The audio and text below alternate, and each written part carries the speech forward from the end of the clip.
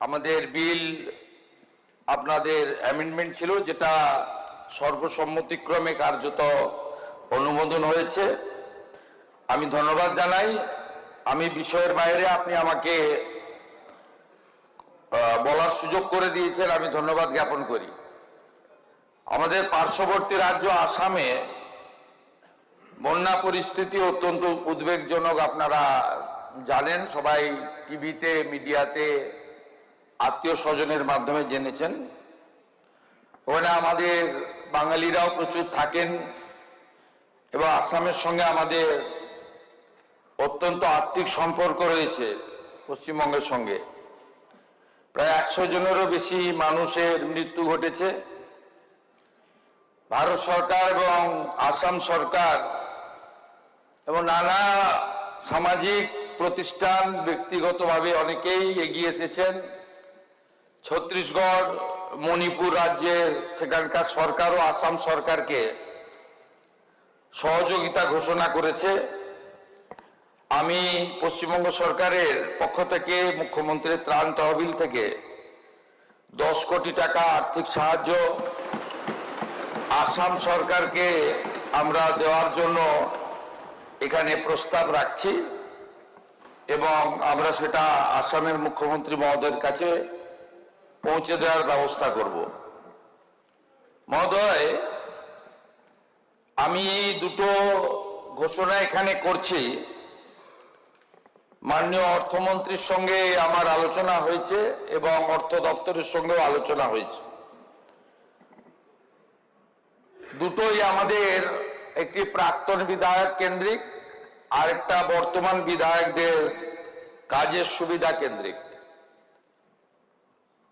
বিষয় হচ্ছে, আমরা দীর্ঘদিন ধরে দেখেছি বিভিন্ন সময় বিধায়কদের নানা সুযোগ সুবিধা ইত্যাদি বিগত সরকার বৃদ্ধি করলেও প্রাক্তন বিধায়কদের ক্ষেত্রে কোন রকম অর্থনৈতিক সুরক্ষা বা তাদের সহযোগিতা বিগত সরকার করেননি।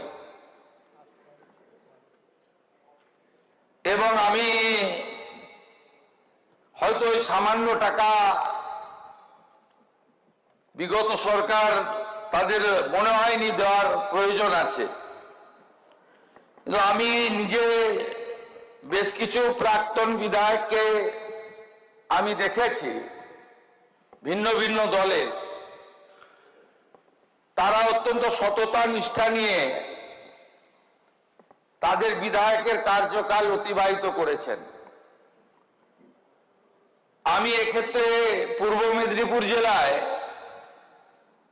তখন অবিভক্ত মেদিনীপুর, মহিষাদলের প্রাক্তন বিধায়ক দীনবন্ধু বাবুর কে দেখেছি এখনো প্রত্যেক দিন সাইকেল চালিয়ে যাতায়াত করেন, বাজার থেকে আনাজ জিনিসপত্র যেভাবে কেনাকাটা করেন, লোকের সঙ্গে বসে এক বেঞ্চিতে চা খান। আবার আমি কয়েকদিন আগে একটা ভিডিও দেখছিলাম, আমাদের বাসন্তীর প্রাক্তন এমএলএ, মন্ত্রী ছিলেন সুভাষ নস্কর, তাকে দেখছিলাম যে তিনি স্টেশনে বসে আছেন। রেল স্টেশনে তাকে একজন সোশ্যাল মিডিয়া ভাইরাল করেছে। তাকে বলছেন যে, সুভাষ দা, আপনি এখানে প্রত্যেকদিন আসেন? বলছে, হ্যাঁ আসি, আমি এখানে পাশে সবজির বাজার করি, তারপরে এখানে বসে এই রেলের বেঞ্চিতে বসে একটু চাটা খাই, খবর কাগজ একটু পড়ি টড়ি এখানে হকারদের কাছ থেকে নিয়ে তারপরে বাড়ি চলে যাই। এগুলো দেখার পরে আমার মনে হয়েছে যে এই বর্ষিয়ান প্রাক্তন বিধায়করা, তারা, তাদের প্রতি সরকারের কিছু দায়িত্ব কর্তব্য আছে যা বিগত সরকার করেননি। আমি অর্থমন্ত্রীর সঙ্গে আলোচনা করেছি, কারণ আমাদের অর্থনৈতিক অবস্থা তো রাজ্যের মোটেই ভালো নয়। আমাদের সাধ থাকলেও সাধ্যে কুলোয় না। আমি এটার জন্য আমাদের পরের সেশনে আইন আনতে হবে, কারণ অ্যামেন্ডমেন্ট করতে হবে। তো এফেক্টটা আগস্ট মাস থেকে তারা পাবেন, এরিয়ার সহ। আমাদের প্রাক্তন বিধায়কদের যে চিকিৎসা ভাতা 6,000 টাকা ছিল সেটা বাড়িয়ে আমি 10,000 টাকা করার ঘোষণা করলাম। মাননীয় বর্তমান বিধায়কবৃন্দ, আগে বিধায়করা সরকারি অফিস থেকে কাজ পরিচালনা করতেন, এখন বিধায়কদের নিজস্ব অফিস, মানুষের চাহিদা অনুযায়ী, মানুষের প্রয়োজন অনুযায়ী নিজস্ব অফিস করতে হয়। অনেকে দলের অফিসকে বিধায়ক অফিসে পরিণত করেন, আবার অনেকে দলের অফিসটা দলের জায়গায় রাখেন, বিধায়ক অফিসটাকে বিধায়ক সেবা কেন্দ্র হিসেবে ব্যবহার করেন। আমরা এখানে যে 208 জন জিতেছিলাম, একটা আমাকে ছাড়তে হয়েছে, 207। আমাদের কেন্দ্রীয় নেতারা এবং রাজ্য সভাপতি আমরা বিধায়কদের নিয়ে দলীয় মিটিং করেছিলাম। সেখানে আমাদের একটা সিদ্ধান্ত হয়েছে যে প্রত্যেকটি বিধায়ক তার নিজের নিজের বিধানসভা কেন্দ্রে একটি সেবা কেন্দ্র চালু করবেন,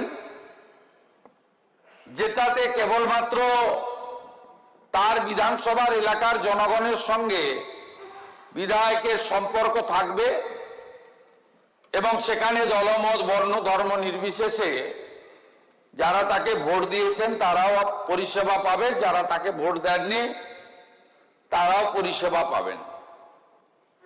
শতাধিক বিধায়ক ইতিমধ্যে সেবা কেন্দ্র আমরা চালু করেছি। অনেক রকম বিরোধী পক্ষ আছেন, আপনারা কি করেছেন আমি জানি না, কেউ কেউ হয়তো করেছেন, কেউ কেউ ভাবছেন করবেন। এখানে সেবা কেন্দ্র চালাতে গেলে অর্থের প্রয়োজন হয়, একটা মিনিমাম ব্যবস্থা লাগে। এক্ষেত্রে আমার দুটো শর্ত বলুন, প্রস্তাব বলুন আছেন, স্পিকার মহোদয়কে এটা দেখে নিতে হবে, এনশিওর করতে হবে। একটা হচ্ছে যে বিধায়করা তাদের সেবা কেন্দ্র চালু করবেন সেই সেবা কেন্দ্রের নাম দিতে হবে নেতাজি সুভাষচন্দ্র বসু সেবা কেন্দ্র। আর পশ্চিমবঙ্গ সরকারের তথ্য সংস্কৃতি দপ্তর থেকে আমরা ধুতি পাঞ্জাবি পরিহিত নেতাজি সুভাষচন্দ্র বসুর একটি ছবি আপনাদেরকে পাঠাবো। ওই অফিসে এটা রাখতে হবে, আপনাদের ম্যান্ডেটারি। এই দুটো কাজ যদি করতে পারেন তাহলে 30,000 টাকা করে মাসে আপনারা সেবা কেন্দ্র চালানো খরচ পাবেন। এটা আগস্ট মাস থেকে পাবেন, পরের বিধানসভায় আমরা অ্যামেন্ডমেন্ট করে নেব অর্থমন্ত্রীর নেতৃত্বে, এবং একসঙ্গে আগস্ট মাস থেকে টাকাটা তখন পেয়ে যাবেন। এই দুটো শর্ত আপনাদেরকে পালন করতে হবে এবং অধ্যক্ষ মহোদয়কে এটাকে এনশিওর করতে হবে। যারা পালন করবেন না তাদের জন্য অর্থ দেওয়া হবে না। পরিষ্কার কথা। এই দুটো আমার, এই তিনটে ঘোষণা ছিল। আপনাদের সবাইকে স্বাধীনতা দিবসের প্রাক্কালে ধন্যবাদ জানাবো।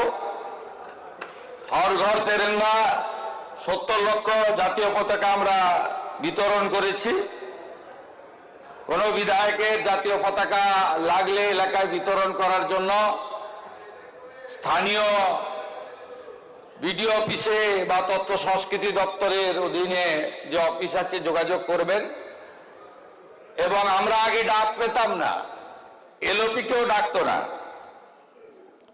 রেড রোডের কর্মসূচিতে তো সবাই ডাক পাবেন, চিঠি এসে যাবে।